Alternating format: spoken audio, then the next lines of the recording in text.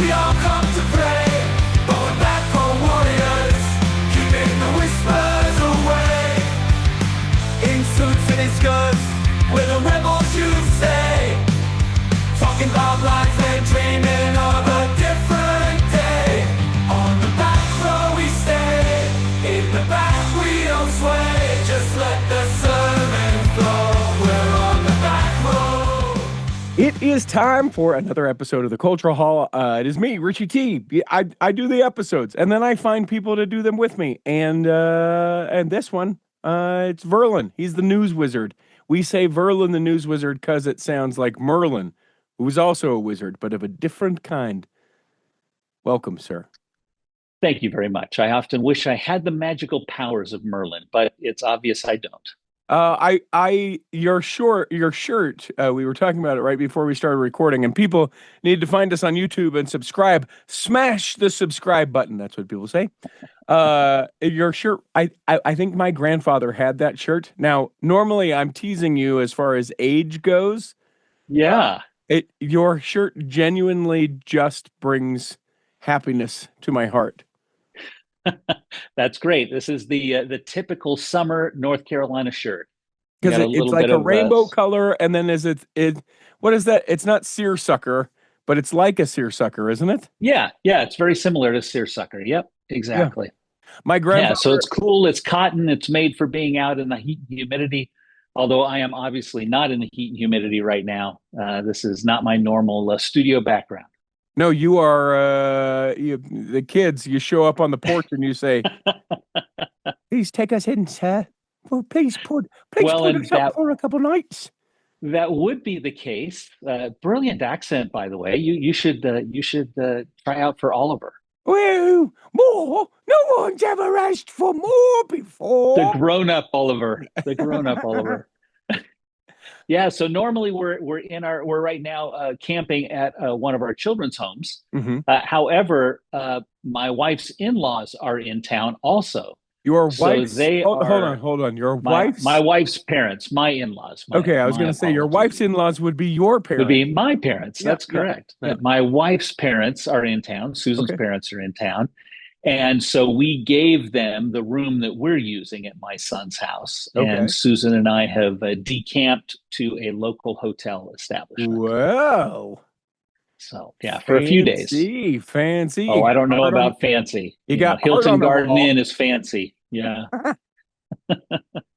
I'm excited because I can't remember the place that I asked you about, but I think that a visit to you is in Wilmington, North Carolina. That's what it was. Yeah. It's what my wife said. She said, "Is Verlin anywhere near Wilmington? We're being called to Wilmington," she said. So being called. So you yeah. received a missionary assignment of some kind? No, but the way that sometimes we do vacations is we live sort of open-handed. I don't know where we're going to go. And then we let the universe go, "Hey, here is where you should go." And she has started into that a little bit. And like the three last places that she's looked, one was a restaurant that kind of caught her eye online. One was like an outdoorsy beach. I don't even know anything Wilmington at all. Is it beach? Is beach area? Yeah, it's a beach town. It's a coastal town. There's some beautiful beaches. I was actually at Wrightsville Beach yesterday, which is just a few minutes from Wilmington. Yeah. Great beach environment. Yeah, some beach. Downtown Wilmington itself is gorgeous. Yeah. If you go a little bit further south, there's a beautiful little town called Southport that's worth a day's, kind of excursion. Okay. There's all kinds of fun Southern things around Wilmington. Yeah, and if you look at me, I scream Southern. I look like a Southern gentleman. Well, you could scream it, but it would hurt our ears. Yeah. I'm going to go and we're probably going to check that out. So I'm excited. Dates? No dates. Okay. Well, let me know. We may have a house. We may have a house. We may not have a house. Well, by the time we get our stuff together, your house should be done. Otherwise, you're going to be in a world of hurt because it's not. I hope so. For at least a year. It's not going to happen for at least a year. Yeah. Plenty of notice. Yeah. Yeah. We would wait until we have a guest suite ready for you. Yeah, we would wait until the guest suite was ready. It's part of the way we can afford the trip. Good. Excellent. So you're homeless. That's fine. Yep. You love that. Gotta love the homelessness. Yes. You at one point were talking about like renting an RV and doing it on the road for a little bit. Susan shot that down. Well, she says it's still a possibility. She Okay. wants to stay close to the home project. So Oh she yeah, doesn't want to get too far away from it. yeah, So her concern was if we rent the RV, then I would, of course, want to be taking the road trip sure. and be, hours and days away from the project. So we'll Yeah, see if that still happens. you should do that eventually, but construction people need to be babysat in most Yeah, instances. that's what we're learning. We've had to make some little adjustments along the way, but they've all worked out well. ETA for completion? ETA, a builder is still saying on target for the committed November 18th date. Oh my So gosh. he So says he's still there. We're making the big choices now. We're making the window choices, the door choices. The cabinet guy has been in, countertops. Um, what else are we choosing here? are you going to do black windows? It's very trendy. Black outside, white inside. Okay.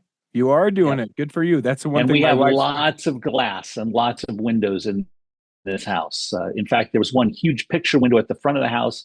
The window person said the only way we could do that window with only one pane of glass is if you're willing to stroke a check for $40,000. boof. So you said two windows, please. So he said, yeah, two or three would be just fine in that spot. And then the one neighborhood kid plays baseball and just shatters the window. Exactly. Ooh, We might have to broke take out my a special window. insurance policy on the window. Yeah. Oh my gosh. Have you ever broken a window playing baseball? So I played baseball for a season growing up because all the kids in the neighborhood did it. The way that they did it in our neighborhood, though, was the good kids ended up on one team and the bad kids ended up on the other team, and I was on the bad team. It was brutal every single game. I don't want to go. I hate it. Why do we have to go? This is the Why worst. would they do that? Why would they Uh, do that? I played Little League for a couple of seasons. I absolutely love baseball, but most of my baseball experience was just neighborhood kids playing in the street. yeah. And so yes, windows got smashed every once in a while Jeez, as a no, we were result. basketball kids. Yeah, okay. Yeah. Well, we were three season kids. So we played basketball during basketball season. We played football during football season. We played baseball during baseball season. We Yeah. were just running that way. Yeah. Nope. Nope. We were basketball all the time because if there wasn't the season, we would play it in someone's front yard or someone's backyard. Yeah. Yep. We had the hoops. In fact, our neighbors, my father and the father of our neighbor, they decided that we had a little strip of grass between the two driveways. Mhm. They decided to actually cement in that strip of grass, Smart. and they put up basketball standards on each side of the driveways. So we had essentially a full court That's to play incredible. basketball in. Incredible. Yeah, it was See? great. Yeah.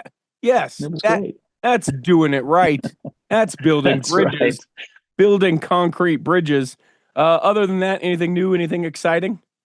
Oh, there's all kinds of new stuff. We've got the BYU tailgate happening in a couple of days here when BYU travels out to North Carolina. In fact, they're here already. They should be arriving today for their game on Saturday against East Carolina University Pirates. I read. They're very hot right now, the East Carolina Pirates. They're a hot and a dangerous team. They always have been. They beat BYU the last two times BYU has played them. So we're hoping this time that BYU pulls it around for a win. Yeah. The Cultural Hall, of course, sponsoring the tailgate as far as that goes, which is fun. Would it do it? Does that mean they get a hot dog? What does that mean?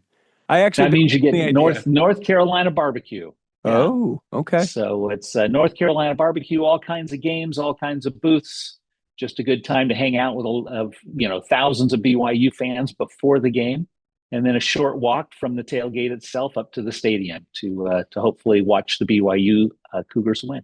And to clarify, he said booths, not booze. It sounded a little boothy. Booths. Sorry, booths. I have a no boo rule at sporting events. A no boo rule. My father instilled this in me very strongly. The only person I will ever boo at a sporting event, particularly a college sporting event, are the referees. Yeah. I will never boo the players ever. Yeah. Well, of either team. Just won't happen. I mean, if they're particularly disgusting, would you boo them?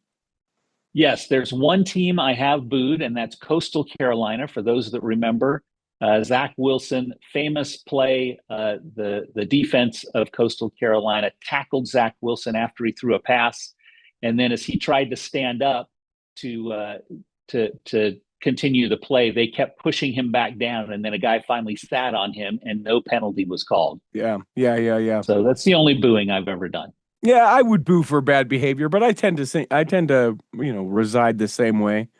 I sometimes it's crazy to me because I'll even err on the other side. Like if the other team, doesn't matter, other team does something so phenomenally, like just, oh my gosh, that was amazing the way that went. Yeah. I'll be like, yeah, there you go. I'll slow clap, and it's a little bit sarcastic, like maybe we should have seen that coming, or oh, I wish we were a little bit better. But I will be like, yeah, there you go. That is That's good. That is the way you do that. Good. Yeah, as a sports fan, I think that shows you're a true fan. You're appreciating great play. Now, I won't cheer for the other team, but I'll recognize a good play. Yeah, for sure. Yeah, I have yet to watch any of the college football yet this year, so I'm hoping to. I like it. There's been some good games. Yeah, I haven't watched as much as I would like to. Well, but I've been busy. I've been busy. I went to the home North Carolina games a couple of times now, and I'll be out in Utah again, so Jessica can keep up her impression that I live there. Yep, I'll be there in about a month. She wanted to know if you were sleeping over. She literally asked me to ask you if you were sleeping over when you come in town for the game. Can I? I mean, if you want to, you are welcome. It is not. Yeah. I will make that offer. You have a wonderful home. You do. Yeah, but seeing a home and hanging out for a bit is different than sleeping over. Your kids know that. Your kids know that. That is true. They do. So I just real quick, just an exciting thing. Still full in the everything of wedding season. I was at a place called the Hatchet Resort last Saturday, which is on the. That sounds ominous. No, it's cool. It's this place that was, I guess, about 30 years ago, going out of business, and then this guy like Verlin came in and said, "I got some capital. Let's make this a thing," and got a partner. And then it's these two guys that have sort of brought it out of obscurity. Wait, we got to stop right there. Someone like Verlin who has capital. Yeah, we may have to reset your expectation there. Well, yeah, I mean, who makes smart business choices and can see the greatness in things. Maybe there not you go. Little part. So this place is on the far side of Jackson, and you get this most amazing view of the Tetons that can never be obstructed because the land between them and the Tetons is all BLM. So any wedding that is performed there, the backdrop is an unobstructed view of the entire Tetons, and it's incredible. Just absolutely magical. And so I was there, do this wedding.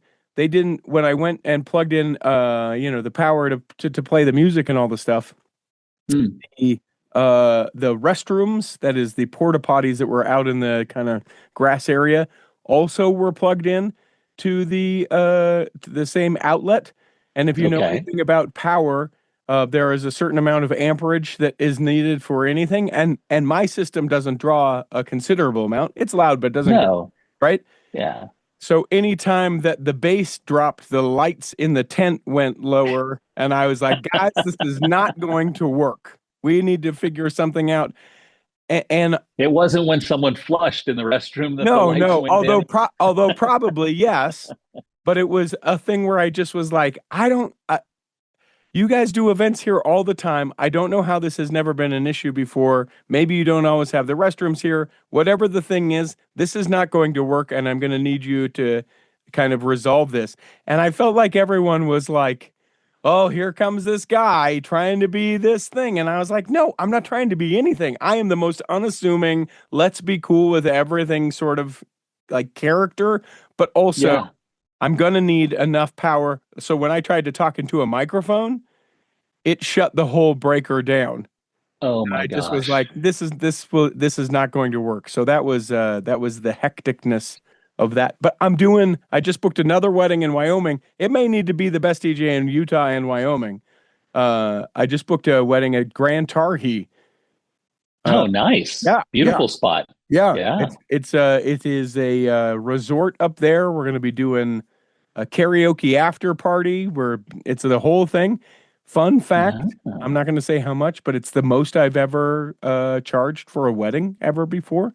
So look at that. Look at that. Very nice. Way to keep this, way to hone the skills and way to keep the business growing. Yeah, except That's I was awesome. trying to quit, but you're right. No, I'm just joking. Why are you trying to quit? Oh, I don't know. Every time you get to the end of the season, here's why. And then I promise we'll get to news, everyone who just feels like it's me and Verlin just airing stuff out. You get to the end of the season and you go, what did I do this year that was fun? What did I, and you look at the events and the events were very fun and all that. And I could take more time off, certainly, but it's hard when you know you're going to take time off and you can miss out on, $6,000, $7,000, $8,000. It's hard to take that time and go and spend $3,000, $4,000 or $5,000, and then so it just is a mental thing of whatever, and then you get to the end of the season, you're sort of exhausted. You've helped a lot of people have amazing times, but then you go, well, what's it all for? You look at the bank account and you're not hurting necessarily, but you go, what was it all for? And then you don't know, and then there's this, thing inside you. The thing we all go through sometime every year. Existential crisis. In the fall time, I always have this week when we transition into fall where I just become an emotional mess, and I don't know why it is, but it's embarrassing, and I don't know what to do about it or how to get through it. I just sleep a lot and eat a whole pizza like I did last night. It's just a thing. I don't know. I don't know why it is. Well, you recognize it. That's wonderful. Wow. Yeah, but it's not wonderful when you don't do anything about it. Well, that's true. Maybe I should look at maybe I have the same problem. Could be. We should talk about this offline. Yeah, we are similar. And I've even tried medication before, and I'll tell you, the medication I took, sure, it took the edge off the lows, but you know what it did on the other side? Took the edge off the highs, and so everything was pretty neutral. And I went, I don't know, maybe it was helpful to take the edge off those really low lows, but I said I'm not doing that anymore. So good for you. All right. Maybe news? Should we do some news? What the heck? We might as well. Yeah, I think so. What the heck is right? Let's take a break, and when we come back in the second half, we'll do actual articles of news. Let me take just a moment to tell you all about bestdjinutah.com. That is the website where you can learn all about me. Oh, sure, you probably feel like you know me, but you know me in the cultural hall sense. I have a DJ company, now 6 of us strong. Great event hosts, MCs, and DJs that can be able to make whatever event you have coming up absolutely spectacular, and hope you will reach out to us. Now you're thinking, well, wait a minute, Richie, I don't live in Utah. Would you travel? Absolutely, I would travel. Would they travel? Absolutely, they would travel. Whatever your event is, doesn't have to be a wedding or a community event. We can do all sorts of things. I can teach you line dancing. I can dance with you. We can do partner dancing. We can do all kinds of things, but we can't do any of it if you don't hit me up. You can go to bestdjinutah.com. You can fill out the form to get more information or get a quote, and then I will get right back to you. Find out why I'm so busy and why sometimes we don't get episodes of the Cultural Hall. It's all because of bestdjinutah.com. Here in the second half of Articles of News, we do actual articles of news. Hit it, Peter Breinholt. You can't lose articles of news. And away we go. News, glorious news. Keeping it on an Oliver theme. Secret Lives of Mormon Wives on the Dancing with the Stars, not the worst. I haven't watched it at all. How has it been? They are not the worst. Oh, that's good. That's good. I mean, isn't that the strategy? You don't want to be the worst. You don't want to be, taken off the show early on, and then you make it to the finals, and you do your thing. Yes, sure. Of course, that is what you would like to do. But sometimes people get picked to be on these shows because they are the worst. Because they get to be the comic foil of, oh my gosh, Verlin was terrible on Dancing with the Stars. But Whitney and Jen, not the worst. Wow. Yeah. Wow. How are their personalities showing up? Again, I haven't watched it. I mean, I think you get sort of a kinder, little bit gentler Whitney and Jen as far as that goes. Okay. Yeah, I don't think that you're getting, because it's also not the dynamic of like being catty and all those things. All of the Secret Wives ladies were there watching them live. We couldn't be more proud of this. Oh, nice. It's interesting to see kind of that transition because, I mean, there are huge business deals going on for all of these ladies right now. There are, absolutely. And they have... Yeah, in fact, they announced the 3rd season, right? The third season, yes, but I think In fact, the they've announced a trailer just fourth. came out. I think. Yeah, but I think the they've trailer came announced out on the third. that there will be a fourth season as well. Right. They recognize, I think, and smartly, wisely so, that there has to be some sort of like cohesive, coherent group of them. Otherwise, they're not Jen, they're not They're Whitney, good together. they are Yeah. Mom Talk. We are the power. Although Taylor seems to have her own kind of brand power going on too. Yeah, yeah. With the whole Bachelorette thing, I think that's going to be an interesting thing to watch. And it may drive me to actually watch it, believe it or not. All within the same family, because Hulu is ABC, is Dancing with the Stars, is The Bachelorette, is all that. They're smart. They're smart. They're taking advantage while they can. So Dancing. Plus, they've saved a little money by firing a late night host anyway, right? Yeah. We'll get there. We will get there. We will lightly get there. That's coming up. Okay. But yeah, I mean, I think it's entertaining. It's I like the Dancing with the Stars. I don't have a lot of the time right now to be watching a lot of it, so I ask others how it's going. But we'll see. You watch the clip. Who knows? Jen Affleck also in the Dunkin' Donuts commercial. Have you seen this? I saw that. Yeah, I saw that both her and her supposed second cousin, no longer second cousin, are both in the ad, and it's kind of a clever ad. Yes, actually, it's her talking about how great she is and such, and then she kind of talks down Ben Affleck a little, and then they cut to him in the drive-through line, and he's like, "Wait, hey, watch what you say. I may be middle-aged, but I think she makes a comment about him being in his 50s, and looking older than he really is, and he makes some comment about I look just exactly the way I should look for 53. Yeah, a middle of the road 53. Yeah. That is a clever commercial. Very smart of Dunkin' Donuts to take advantage of not only her fame and Ben's fame, but the whole kind of awkward point of them not really being related. I thought that was clever. And then all the articles around the back of it, and we knew some of it from the Secret Lives, but knowing that she genuinely thought Ben Affleck was a cousin for a long time. Mm-hmm. She's the value Affleck, Verlin. That's one of the things she brings up in the ad. And she's not terrible. No, she's good at it, actually. Not bad at all. Yeah. I may have to decide that I have a favorite of the Mormon wives. Okay. I'm not sure if I've let anyone know that favorite, but I might have to switch to Jen. Tell me who your favorite is. For some reason, Whitney is my favorite. Sure. I don't know why. Sure.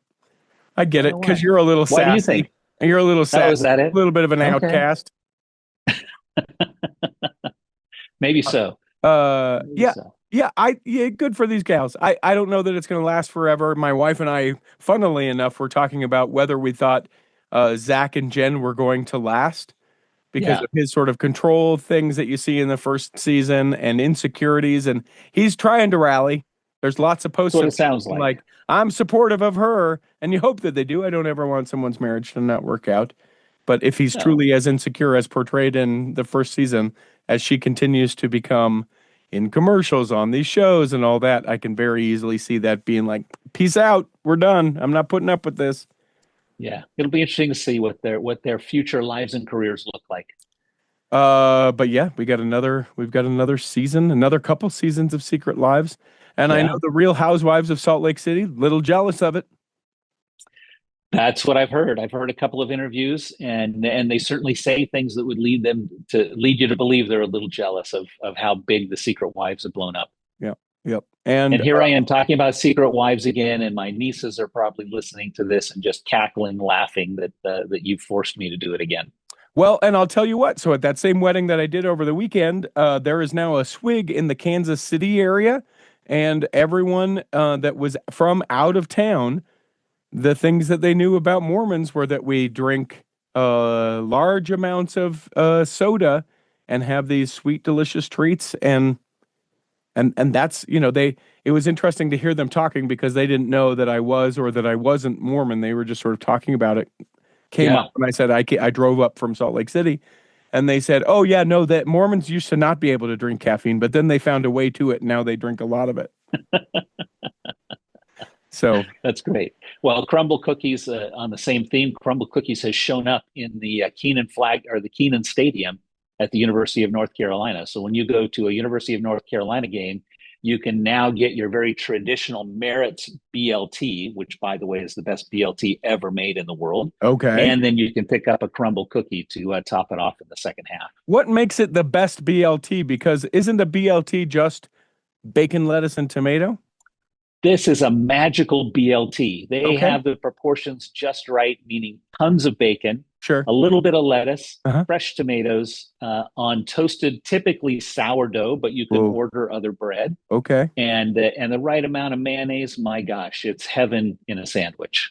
Is there a special sauce kind of thing, or is it just mayonnaise? Nope, just straight mayonnaise. I think they butter the bread as well. Okay. And then put the mayonnaise on. No, but it's a hometown.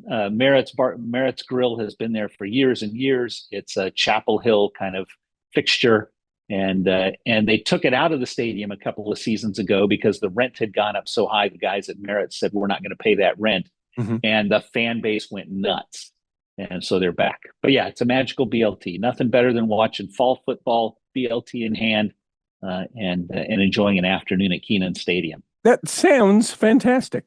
It is. I would have never thought that part of my fantastic football afternoon in North Carolina would have been with a BLT in hand. But can I get a BLT even in not football season in case that's when I come? Yes. Okay. Absolutely. Will you write down that that's one of the things that we have to do? Yes. Okay. I will. We'll make sure we go to Merit's, and we'll make sure that for a beverage you have a Cheerwine. Wine? Cheerwine, which is a North Carolina cherry-based soda pop, which is fantastic as well. I am learning so much in this episode. Can we also, I think we've talked about this and you knew nothing about it, can we also drive up country and find the largest frying pan? It's in North Carolina. Yes, absolutely. Yeah. They do a pancake cook-off in this one. It's like in the middle of the town square, someplace up country. I think I told you where it was before, but it's I can't remember the name of the city, but it must be up in the mountains. Good. All right, we'll do it. We'll do it. How about some more Mormon news, since that's why we're here? Let's do it. Where do you want to go? Well, let's talk about the MTC. Okay. There was an announcement made this last week that the MTC is going to go through another big renovation. For those of us that have spent time at the MTC, some of us have fond memories, some of us not so fond memories. Years ago, they built a bunch of new modern buildings for housing and classrooms, and they've just announced that they're going to completely renovate the cafeteria space and the administration building space. Personally, I can't believe they haven't renovated the cafeteria. I remember what it looked like when I was there, and I saw pictures recently, and it looks exactly the same. Yeah. And that's I don't know about because you. It's been a minute. It's been, well, thank you. Yes, it has been a minute. It's been about 40 years since I was there. I don't know about you, but my claim to fame in the MTC was an extraordinary amount of weight gained while I was in the MTC. Yeah. So, I remember the first time having to exercise self-control because they would give you like free Hostess products. You could just like stuff them in your pockets, and then you'd go back to your room. You'd have so much food. That's food. right. Yeah, it was all you could eat. You kept going back in line if you wanted to, and you had, meals, three good meals every day. And so I went in at a bantam fit weight of 170. 2 months later, I left the MTC at 186. Good for you. It's like going on a cruise on the land. 6 months later, after serving in Haiti for 6 months, I was 158. Yeah. So, yeah. Maybe both of us need to go back to Haiti for a hot minute, right? Maybe so. So I made this when I posted this on the Cultural Hall's Facebook page. I sort of made a joke about this, but I actually don't think it's that much of a joke. I imagine the MTC when they do like administration buildings, I'm sure what it is because there has to be that much more in administration offices, more lighting for those people, those buildings, not a lot of windows for the administration. Like that's I'm imagining what they're doing. Update the furniture. Yeah. Change some color schemes. Take out the 1970s church carpet. Yeah, but I really do think that the vast difference that you will see between 78 and 27 when it gets finished or whenever is the amount of windows and light and like open, that because that's the world in which we're in right now. In the cafeteria, I think they'll automate a lot of things. I think I can see the MTC making place for like a lot of like robotic or like AI, that kind of thing. Because a cafeteria, I mean, typically you have these people that will come in there, your dishwashers, and they're your this and whatever. I bet you will see that to be like maybe not cutting edge, but I think that they'll make it far more cutting edge technology, so you can put your tray and it can be done, and they do this and that, and the food, all of that. They will remove that working element of. I'm glad you have that much confidence in the church really stepping forward and being innovative and going on to the not bleeding edge of technology a little bit. Yep. If I look at the rest of the church's IT world, I have some doubts how they'll be able to apply technology. But I'd love to see it if that's what they do. That would be awesome. Yeah, I think so, because I think it's small scale stuff. It's like, and if they actually do it, and this is a news story we can actually go to next, if they actually do some of the technology things that they're talking about with water saving at church buildings, the sensors and the different things around saving billions of gallons of water just in Utah, the investment as far as that goes in and of itself, huge. It is, but that's technology. That's technology that's 20 years old that they're installing. Well, yeah, sure, but name another institution, medical, anything like that, that would have such a large footprint that would have to do it in so many places and have such a large effect. I can't think. No, that's wonderful. I can't think of a single. I think you're right. The scale and scope is big because of the number of buildings that are involved. But they're using sensor technology that was available 20 years ago. People that were on the leading edge were using it 20 years ago. Yeah, okay. A company I was working for 15 years ago had done that to all of their buildings and went as far as even in the restrooms using zero water usage toilets. Yeah, which always are a little stinky. Yeah. Yep. But they had used technology to make up for that as well. So the church does a great job of scaling technology. Mm-hmm. My comment is more about them usually being a follower, not a leader in the technology. So I'll be interested to see if they truly do apply technology in the MTC. That would be very cool. How cool would it be? What I'd love to see is I would love to see robotic instructors. That's what I would love to see. Oh, no, that's not what I was saying. I wasn't saying that at all. Although I 100% think, and it probably is being instituted in the MTC, like some level of that AI automatic translation. I've got to think that is, if we're not rolling that out already, there are plans to roll that out already so that you can have voice-led conversations with AI that teach you the language, that go back and forth. It's got to be. I think that would be amazing. And I'm not maligning instructors in my previous comments. I actually worked at the MTC when I went to BYU. I taught French and Haitian Creole for 3 years and absolutely loved it. It was by far, in my view, the best job on campus. Sure. The pay was the best, the hours were the best, and the fringe benefits of being in the MTC all the time were amazing. Yeah.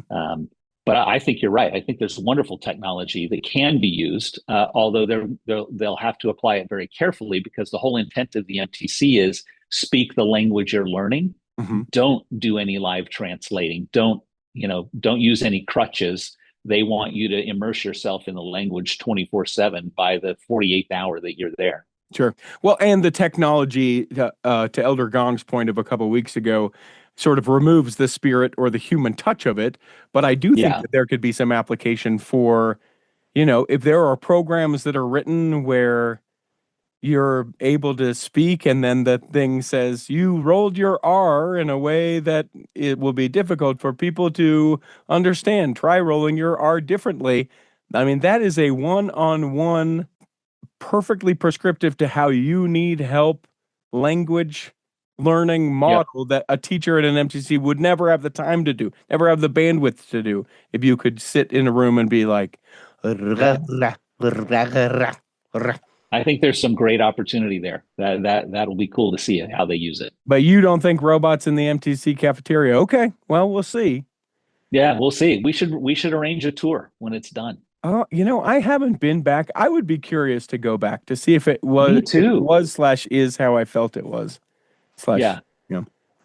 Yeah, I mean, I've driven by it a million times, and you probably have too. But I would love to walk through the halls again and see if it has anything close to the same feeling. Yeah. Bryce Harper in the news. Did you see this? I did not. Tell me Uh, about Bryce. well, let me pull it up exactly so that I do not misquote him. He won an award late last year for some work he was doing in He, Philadelphia. yes. Let's see here. I want to get his exact quote. Hold on.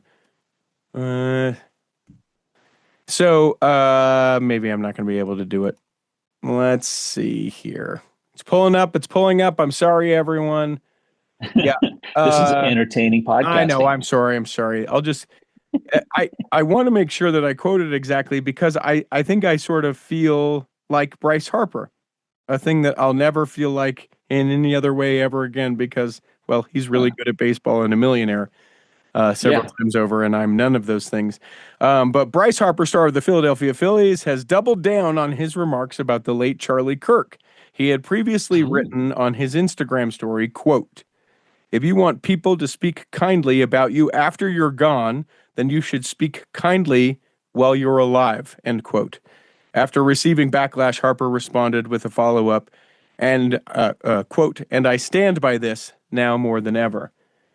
I think I'm sort of I Wow. think I'm in the Bryce Harper camp of feeling about the whole thing, which read me very loudly. No one deserves to die. That's not what I'm saying. But I think more and more. I sat and watched 10 minutes of a press conference this morning. People need to speak kinder. People need to be better. People need to be more loving, which isn't to say we are all going to become a homogenous. We all think the same. That isn't at all what I'm saying. I think that you can be different, but I think that you can disagree better. I think that you can speak about things without just being a jerk about it. I think that you can say, this is what so and so is or doing, and I disagree on these principles as opposed to, they're trash. This person should die. They are a worthless waste of space, etc. Yeah. Let me see if I can put a couple of cogent thoughts together here, because obviously all of us have been thinking a lot about this for the Sure. last week. Number one, to your point, no one should ever be assassinated. Right. That's abhorrent. It's tragic. I mean, I feel for his family, for his friends, for the people that were close to him, and I would never wish that on anyone. And it seems like Um, a silly thing that we would have to even say that. yeah, yeah, But but yet I here we are. think we're so sensitive about if we say anything negative about the person who's been assassinated, then Hmm. people assume we're on the far other end of the spectrum, and that's Right. not the case either. Right. Number two, I am a huge proponent of free speech. I always misquote it, but I'll paraphrase it. I may not agree with what you have to say, but I will fight to my dying day for your right to say it. And that includes saying it in ways that aren't kind, that aren't friendly, that can be harassing in ways. And you're allowed to do that. That's part of the freedom we all enjoy, is Yeah. being able to do that. On a related note, if that's the approach you choose to take, and Charlie, very smart man, Hmm. brilliant in many ways, but the way he chose to engage the public was intentional. He chose to engage that way, and it's a way that drives the message, but it also is a little inflammatory at times, Sure. or a lot Sure. inflammatory at times. And he fed things that I think he probably meant to be inflammatory just to make a point. Right. And so when you operate that way, you can't expect to be treated differently when you've passed away. Right. You can't expect the story to be written differently. And I heard an interview earlier, well, I guess it was earlier this week, with a commentator who said, when someone is assassinated, their reputation becomes what they called flattened, Hmm. right? We oversimplify who the person was because it's complicated and it takes a lot of time to talk about who they really were in real life. They were a complex individual, and that applies to anyone, whether it's Martin Luther King or Abraham Lincoln or whoever the person assassinated may be. they're a complex individual, but we don't have time to talk through all of that every time we mention them. Sure. So they become almost a 2D figure of themselves, and people categorize them and say, well, he was a Christian, so he was this, or he was a supporter of the right, so he was that. And I think all sides tend to flatten someone's reputation. And this was a complex person who led a complex life and was having a huge impact around the world, certainly around the United States.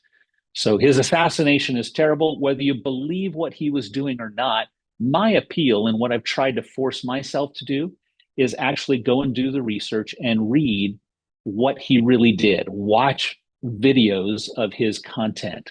Watch the spectrum of what he did to understand that, yes, he was good in some ways, but in other ways you can see where he was very controversial and pushed people the wrong way, and maybe for the right or the wrong reasons. Right. But it's not a simple, he was a great person or a bad person.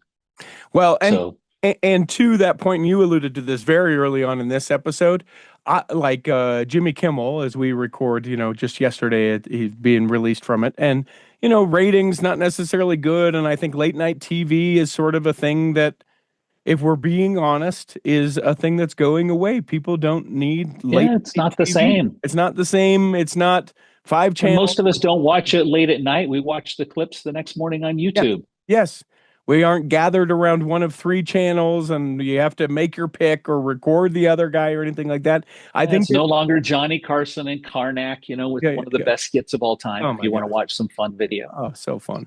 But so that's going the way. I don't think that that anyone should be grateful that that person is going away in what feels like a censorship sort of thing. And going out on this limb, I don't think that Charlie Kirk would be particularly pleased with it.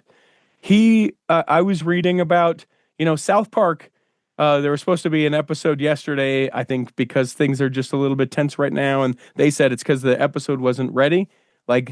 They have gone after Charlie Kirk specifically within it. And he said, these guys are smart. These guys get it. And I appreciate it. And so free speech, yes, but free speech for everyone. Yes. Right? And I'll go on record as saying, even when it comes to me personally, do I want to be liked? Sure, I want to be liked. In fact, it's part of my personality that I enjoy people liking me, right? We all do. But I don't expect people to tell untruths when I pass. I don't expect someone to stand up and say, oh, Verlin was nice all the time. Verlin was great all the time. I have my faults. That's part of who I am. I actually want that to be, if not celebrated, at least recognized, as well as my positives. So I think that applies to all of us. Yeah, rest assured, Susan has sent a document to anyone that knows you. It says, do not open until Verlin passes. But it's a tell-all. It's a hefty. Nice. It feels like a book. I'm not exactly sure what's in it. I haven't preempted and opened it, but I know that my sensitivities are being played up a little bit by the media, like, oh, this is a censorship and this is the first mode of fascism and some of these things. But I also think that what is good for one needs to be good for another. And if we're calling for accountability on one side, we need to call for accountability on another. And if we get frustrated with the excuses of one side, we also have to get frustrated with the excuses from the other. And stop just being like, well, I mean, he didn't this, not like that. It's like, no, I'm betting he did. I'm betting he did, just like that guy did, just like that woman did. We have to, it has to be based on that. Otherwise, there's going to, at some point, there will be a shift of power where everyone that is being demonized now gets into power. And guess what they're going to do? Do we think they're going to be like, oh, we're just grateful to be here, or will it be punitive and go the other way? Yes, of course it will. It's not the way to do it. It's not the way to do it. We're doing it wrong. It's not. What I've recognized over the last few days, including at church on Sunday, I know you and Kurt talked about Elders Quorum and him having a very open discussion on this past Sunday. I'm also an Elders Quorum president. I recognize that people's passions are running very high right now. And I recognized that in a couple of social media posts that I made. I made a post that I thought was very kind to everyone, Mm-hmm. which was, let's not get riled up against each other because of this. Let's take this as an opportunity to pull back and say, hey, let's find a way to work together rather than work apart. And I got some really negative reactions from that. People saying, well, you don't understand this, and this people did that, and these people, I'm like, whoa. So in Elders Quorum, rather than hit it head on like Kurt did, which I admire him for doing, I had an impression as I was driving to church to look at President Nelson's talk about being a peacemaker and see if there was one paragraph in it that I could share as I conducted Elders Quorum meeting. And I found one paragraph that just hit me right in the heart and right in the mind and seemed to be very appropriate for this particular moment. And I can read it if you like. Yes, please. I was hoping you weren't just going to tell me, and so I shared it, and then I'm going, Perlin, what was it? And there's every paragraph is good in the talk. I'm not judging, but this one hit me particularly hard as I listened to it on my way to church on Sunday. It says, "My dear brothers and sisters, how we treat each other really matters. How we speak to and about others at home, at church, at work, and online really matters. Today, I am asking us to interact with others in a higher, holier way. Please listen carefully."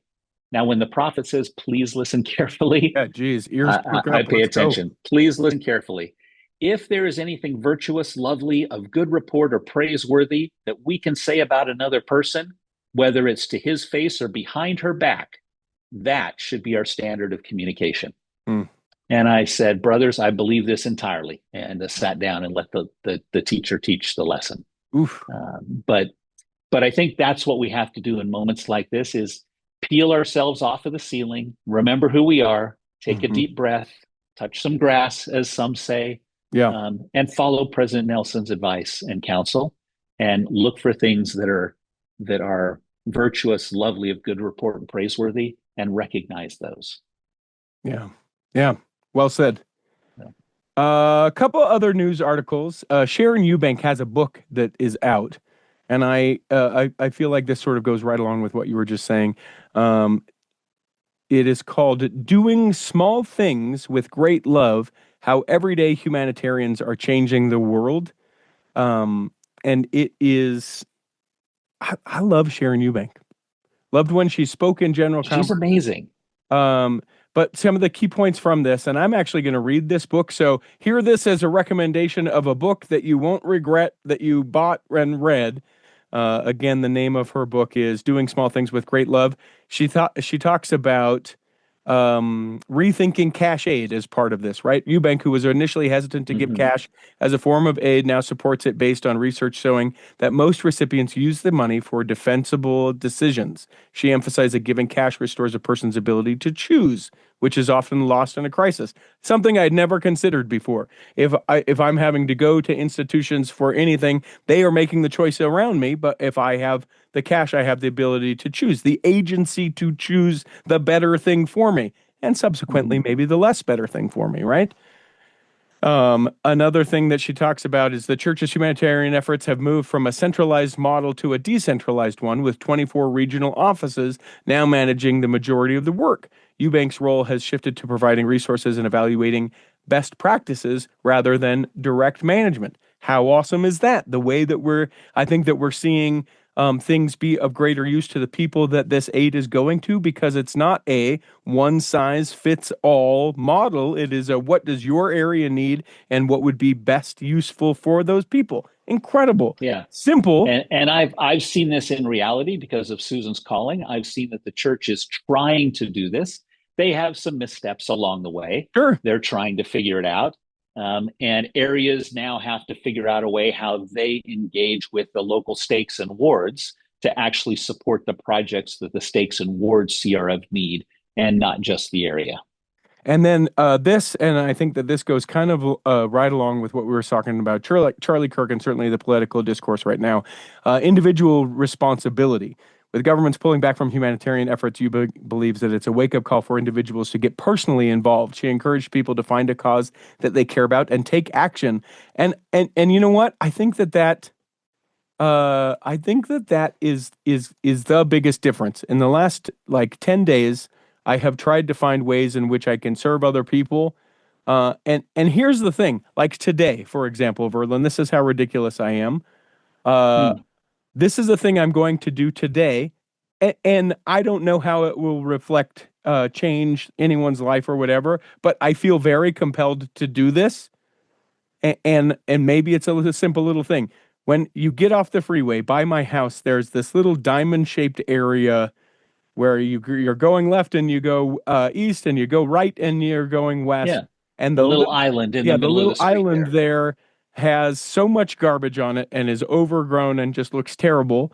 No one has asked me. It may be illegal what I'm going to do today, but I'm going to go take a couple trash bags and I'm going to go clean it up.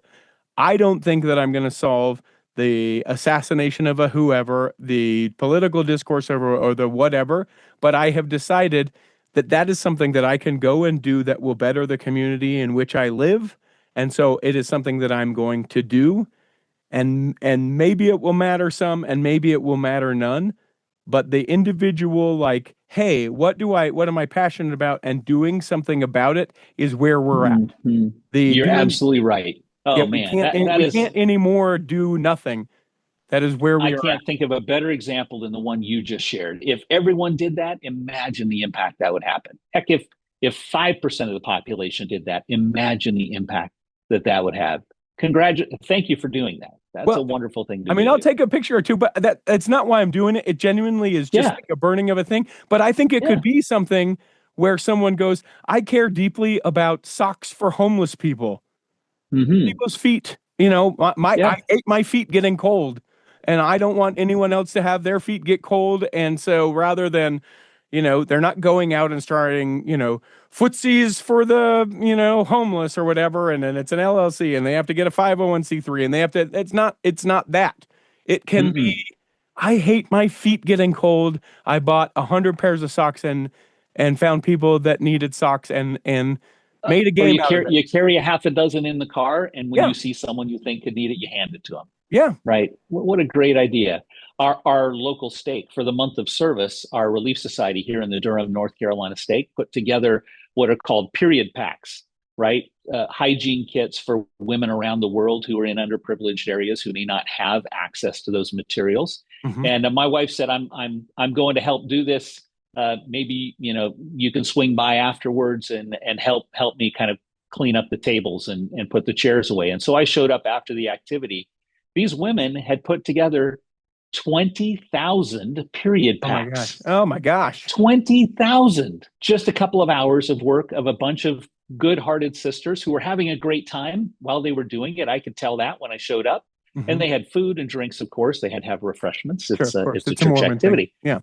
Yeah. But they are going to make a huge difference in the lives of people that don't have those materials. What a great way to do it on a one-to-one basis. Well, and I love it too, because now Susan's not like, and every month we're making period packs for people. Exactly. And now I've got to carry this torch in the whatever. We have to stop thinking about doing things that way and just being able to be like, hey, what can I do right now that will make a difference? I've done it. And instead of thinking, and now I always have to do it, and how can I expand this and make this a brand that with this and that, it can just be, you went and you did a thing that was super helpful and that mattered to that person or those people or that group or that community or that whatever. And no one listening today should feel guilty that you're not doing that. This isn't about guilt or shame. Nope. It's just open your heart, open your mind. And if you get the impression that you should do something, no matter how simple it is, just do it. And then be happy you did it and don't worry about overdoing it. Yeah, definitely not a shame anything, because there are plenty of times, and I can't tell you how many times I've thought about things where I'm like, I really feel that, and then I don't do anything about it. Yeah. This Latter-day Saint youth can begin registration, that is pre-registration, for FSY starting on the 21st of October. So this is for United States and Canada youths, if they would like to attend. October 21st is when they can start to sign up for these FSYs. You can go to fsy.churchofjesuschrist.org for the updates. The purpose of FSY and why youth should attend is there. Parent information for local leaders, how young adults can get involved, frequently asked questions, stake FSY activities. FSY, in case you didn't know, is a large 5-day event that includes devotionals, classes, activities designed to help strengthen faith in Jesus Christ and help youth have fun as they learn to apply the gospel in all aspects of their lives. A socialization that comes at FSY, being able to see that you are not the only one that is trying to live the gospel or struggling through the gospel as a youth. Just being able to be like, yeah, is that hard for you? Yes, it is. Other youth of the Church of Jesus Christ of Latter-day Saints, it's hard for me too. It's a tremendous program.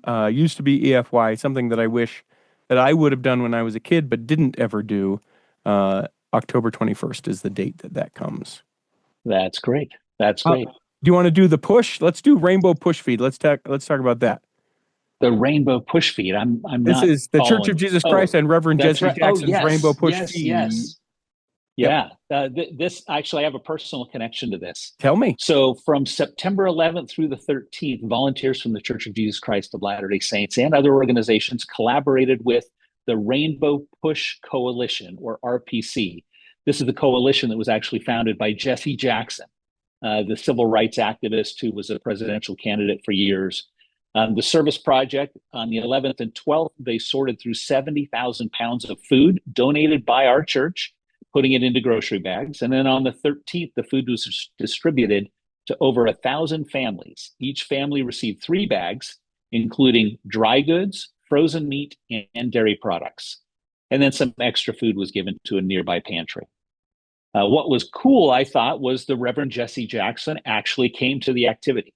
Wow. And this is where my personal connection comes in. So believe it or not, I sat one row over from Jesse Jackson at a NCAA basketball Final Four in 2009. Mm-hmm. Did you pass him a note?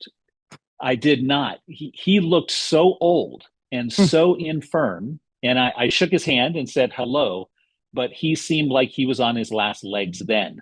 And that was 15 years ago. So it's amazing that Jesse Jackson was there. It says it took place at his organization's headquarters, and he attended. Yeah. And his son, Yusuf Jackson, said that his father was happy to see the people serving the way the Savior would serve. Yeah. I thought that was a wonderful commentary from him. Yeah, 83 years young. Okay. He looked every bit of 83 15 years ago. It says this effort is a part of a larger church effort, a global initiative by the church to provide humanitarian aid. And again, talks about the church's humanitarian aid posture, the $1.5 billion last year, close to 4,000 projects in almost 200 different countries. So great way to work with other organizations, leverage other organizations, magnify our calling to be carers for those around us by doing it with other organizations. I want to go here real quick because we've just got maybe another minute or two.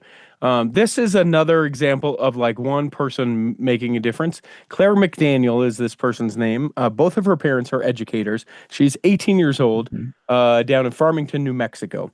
She has a YouTube channel, admittedly, that she built as part of her efforts to achieve the Girl Scout Gold Award, which, if you don't know, is the Girl Scouts' highest achievement. She had spent a lot of time in her mom's first grade classroom where she witnessed students who struggled to read. And so Claire McDaniel, 18 years old, said, you know what, there's a problem. There's a problem if you can't read. Not any sort of like judgment problem, right? But it was like, there was this little girl, she really struggled with reading and I couldn't understand. I just don't know why she can't get it. That's when my mom said, well, she doesn't have access to resources outside of the school. And Claire, instead of being like, well, that's too bad she doesn't have the resources out, has decided, that she would do something with it. There will be a link in the show notes to her YouTube channel, but it is this 18-year-old girl that's like, no, this is unacceptable, and I'm going to do the little bit that I can to be able to help people be able to read better. Yeah. Incredible. I watched 2 of the videos this morning, and it's amazing. Yes. Now, to show you my age, I can't remember the name of her channel, but you'll include it in the show notes, like you said. But it's the basic blocking and tackling of how to read. One of the videos I watched was the alphabet and talking about each of the letters and what is the sound and what does it look like and what are the things that start with A. It was very simple, but I'm sure very helpful and very powerful for those that can use that kind of assistance. And I think it's worth talking just very briefly. Like, she wanted to do that to win a Girl Scout award, right? And I think oftentimes in life there are things that we can go after something and do something. I want to make money off of this thing. I want to whatever, right? There can be that sort of impetus to go and do that thing, and then you start to do that thing, and then the change around it can be can take the entire thing and turn it on its head, right? It can be, I was doing this for my Eagle project. I was trying to get my Eagle Scout award, and then you get in the middle of it and you go, oh, it's something entirely different. I mean, it is like, allow me this diatribe for a second. It is like, and I've thought about this. This is a great time and a great place. We'll end the show here. It is very much what I have thought about with the Cultural Hall. The reason why I started doing this 15 years ago is I thought a friend of mine had a podcast, and I was like, I should do that because that seems cool. And the other thing is I thought, oh, hey, I want to interview famous Mormon people, specifically Peter Breinholt, but also other people as well. And that's why I did it. That's why I started it. That was it. It wasn't anything else beyond that. Literally, that was the only thing. And then, like within the first month, first couple months even, it was like there is a power and a strength within this show that we do. And I'll speak to a couple of those things. One, I don't know that I would still be a member of the church without this show. I feel like I can say that without much hesitation, because there have been things that over the 15 years or just in my life that have frustrated me so much that to be able to have a space to be able to speak them out and be able to hear other people's sort of take on it. I don't know that I'd still be a member of the church without the show. I similarly think that this is a place where, like, you have the church channels, and the church is true and follow the things, and this is what you do, and there's not any sort of room for like, but what if that's hard? Or but what if I don't like that? Or what if that strikes me weird? And then there are these channels that are like, the church is terrible. What a cult. I can't believe you would do any of this stuff. And I think the unique power of the Cultural Hall is that it is people who are genuinely trying to do the best that they can, that feel like they are the only ones trying to do the best that they can, that actually struggle with something along the way or many things and are like, yeah, I don't know. I don't really like this. But there are other people who also don't like this, and they're able to continue to make their way. And so long as I know that other people are making their way, that gives me enough faith and enough hope to be able to continue to go along the path for another little bit. And there have been people, hosts of this show, I don't know why I am so excitable about this right now, that have left the church and have said, you know what, I don't think that I can do this anymore. But they, for a long time, were able to share both the positives and the negatives and all of the things, because this is a place that we do that. And I challenge most people to find another place that does this, that has been doing this as long, that has been doing this as well as we've been doing it for the time that we have been doing it. And I just...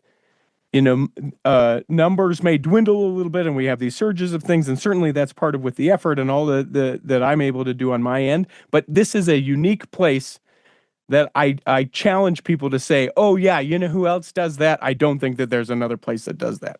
Amen. I won't say much more except to say that this show has changed my life. And we can talk about it another time. But it changed my life at a point when my life needed to be changed. And if it hadn't of, it would have been changed very differently, and that wouldn't have been good for me or anyone else around me. So amen to what you said. Well, I want to talk more about that, but I also want to be respectful to people's time. So save it. We're going to chat again. We chat news all the time. It happens. Yeah. We don't even do interviews anymore, for crying out loud. I promise they're coming back. I've even got one that's going to probably be in studio. I'm excited about that. Nice. That was a lot. I feel good. That was. Thank you, everyone, for listening. We appreciate it. Mighty Cougars. Is anyone going to make homemade cougar tails for the tailgate? There will be mini cougar tails. We tried to go get real cougar tails, but the minute you tell a donut shop, yeah, we're looking for 15-inch maple bars, they just roll their eyes and say, you're stupid. We're never going to do that. You're like, listen, no, I'll buy 100 of them. I'll pay you up front. No, we've ordered. I think we've ordered 1,500.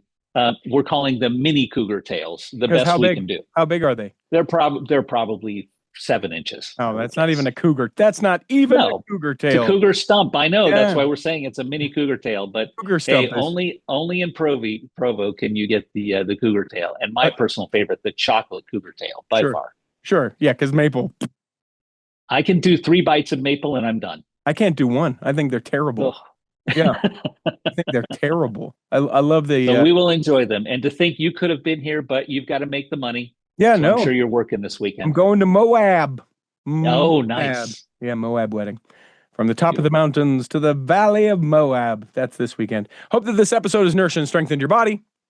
And if you weren't healthy enough to listen this week, you'll be healthy enough to listen next week. And when the time comes, you'll be able to travel home in safety. In the meantime, go Tar Heels.